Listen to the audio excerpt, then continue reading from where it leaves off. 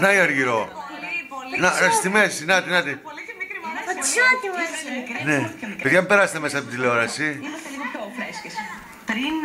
Πριν σας γνωρίσουμε την παρέα μας, θα ήθελα να περάσουμε να δούμε το βίντεο που αφορά την παρέα αυτή.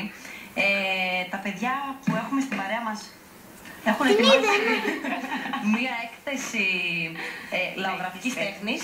Καλά, το είπα. Λοιπόν, να περάσουμε να δούμε το βίντεο και να μας βάλει στο θέμα. Για να μας βάλει στο πνεύμα και να επιστρέψουμε να γνωριστούμε. Πάρτο.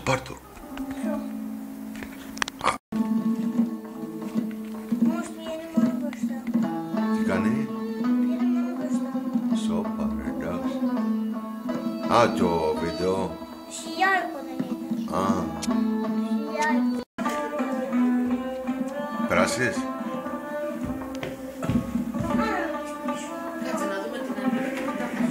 Ξηραφάκι εδώ, ο παππούς είχε φαλτσέτανα.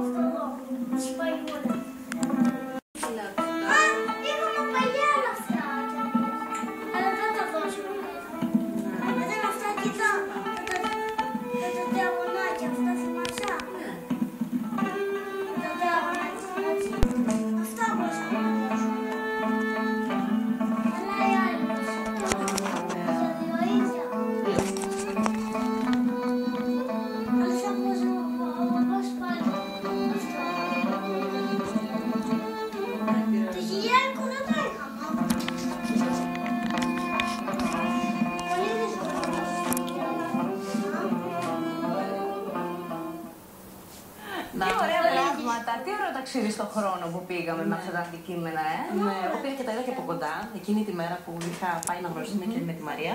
Εξαιρετική δουλειά. Πάρα πολύ ωραία. Και από κοντά ήταν πολύ ωραία. Να συστήσουμε. Λοιπόν. Καλησπέρα στη Μαρία τη Βρετοπούλου, που είναι δασκάλα του Β2 τμήματος της Δευτέρας Δημοτικού, δηλαδή στο 15ο Δημοτικό Σχολείο. Καλησπέρα σας. Καλησπέρα. Ευχαριστούμε πολύ που μας καλέσατε. Εμείς ευχαριστούμε για την τιμή. Δεχτήκαμε την πρόσκλησή σας γιατί όχι τόσο για να δείξουμε αυτό που κάναμε με τα παιδιά, αλλά επιπρόσθετα για να έχουμε και μια εμπειρία από την τηλεόραση, την οποία βλέπουμε κάθε μέρα στα σπίτια μας, πολλές ώρες μερικές φορές. Να δείτε τι εμπειρία κερδίζουμε εμείς με 20 παιδιά δίπλα μας. Τρομερή. 19 ζωή να έχει.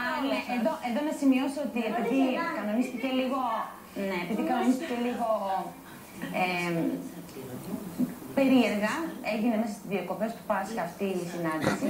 Ένα κοριτσάκι Γεωργία Γεωργιακάκη λείπει στην Αθήνα διακοπές. Και δεν θα έρθει σήμερα το βράδυ. Και γεια σου Γεωργία. Γεια σου Γεωργία. Θα μας δεις αύριο στην επανάληψη. Να ξεκινήσω ρωτώντας σε Μαρία και να μιλάμε στον ελληνικό, όπως ή άλλως το έχουμε ξαναπεί. Κάτι που σε ρώτησα και πριν την έναρξη της εκπομπής.